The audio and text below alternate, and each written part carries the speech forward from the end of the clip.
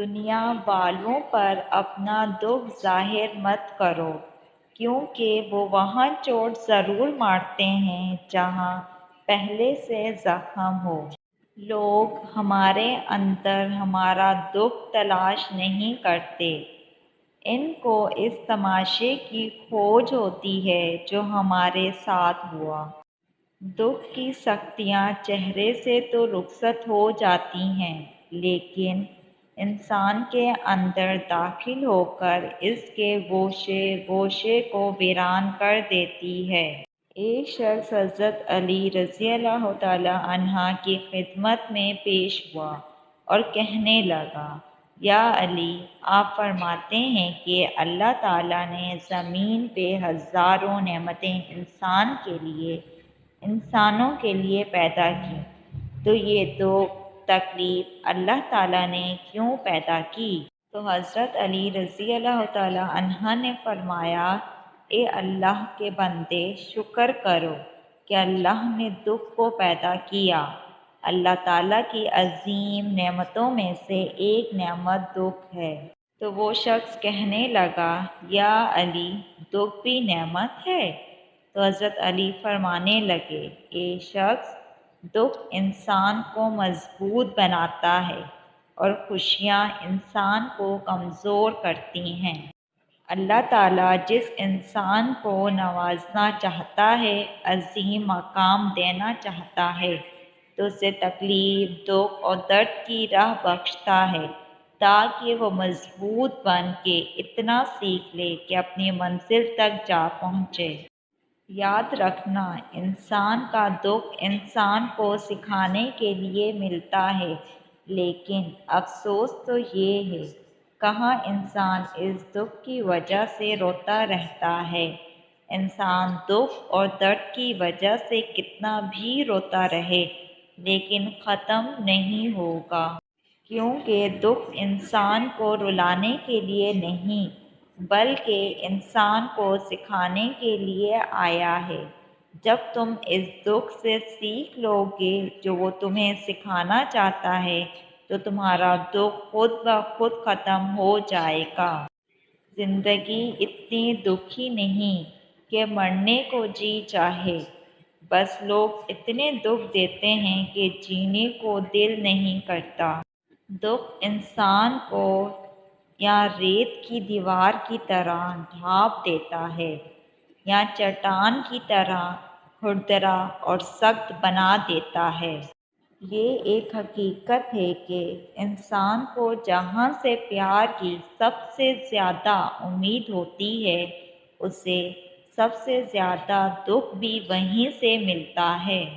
اللہ پاک کہتا ہے، کسی کو تکلیف دے کر مجھ سے اپنی خوشی کی دعا مت کرنا، لیکن اگر کسی کو ایک پل کی خوشی دیتے ہو تو اپنی تکلیف کی فکر مت کرنا۔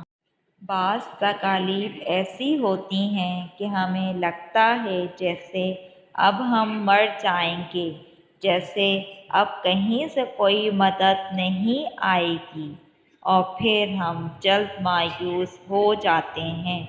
مگر جانتے ہو کہ کوئی غم بھی مسلسل نہیں رہتا، وہ ہمارا پیارا رب بڑا رحیم ہے، تمہاری سوچ سے بھی زیادہ کریم ہے، اسے تو یہ بالکل بھی گوارا نہیں کہ تمہیں کوئی تکلیف پہنچے۔ اللہ تعالیٰ جس کو اپنا آپ یاد دلانا چاہتا ہے، اسے دکھ کا الیکٹرک شاک دے کر اپنی جانب متوجہ کر لیتا ہے۔ دکھ کی بھٹی سے نکال کر انسان دوسروں کے لیے نرم پڑ جاتا ہے، پھر اس سے نیک اعمال خود بخود اور بخوشی سرزد ہونے لگتے ہیں۔ دکھ تو روحانیت کی سیڑھی ہے، اس پر صابر اور شکر کرنے والے ہی چڑھ سکتے ہیں۔ کچھ دروازے ہمیں خود پر خود ہی بند کرنے پڑتے ہیں۔ زندگی بھر خود فریبی اور خوش گمانیوں میں سے بہتر ہے کہ انسان ایک ہی بار خود کو جھلستی ہوئی حقیقت کے روبرو کر لے۔ یہ قدرت کا قانون ہے کہ جو انسان کسی کو استعمال کر کے اسے دھوکہ دے کر اپنی خوشیاں حاصل کرتا ہے وہ کبھی نہ کبھی خود اس سے بھی زیادہ دوسروں کے ہاتھوں استعمال ہو کر زندگی میں دکھ سہتا ہے۔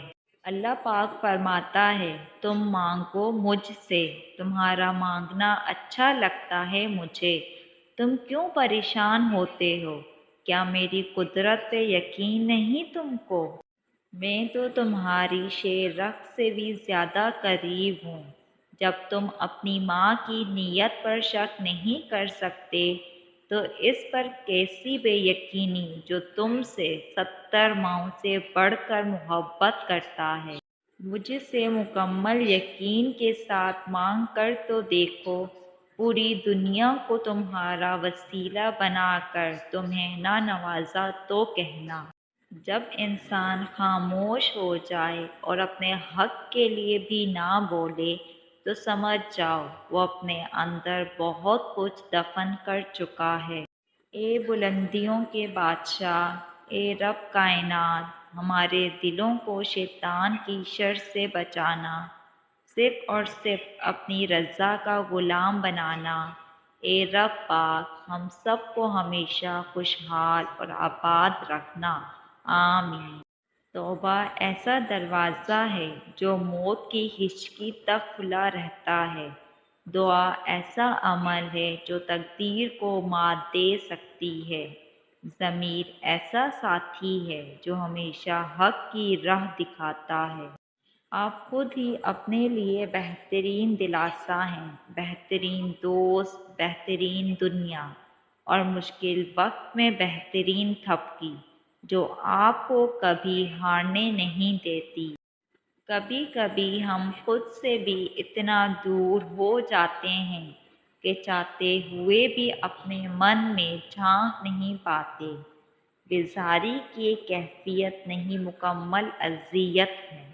انسان دنیا میں جتنا مرضی تکبر کر لے، آخر کار اس گوشت نے کیڑوں مکوڑوں کی غذا ہی بننا ہے۔ ہڈیوں نے بوسیدہ ہو کر مٹی کے نیچے ہی جانا ہے۔ یا رب تو ہی اول، تو ہی آخر، تو ہی ظاہر، تو ہی باطن، ایک اور کرم فرما مجھ پر، میرے سارے زنگ اتار یا رب، اور اپنا رنگ چڑھا مجھ پر۔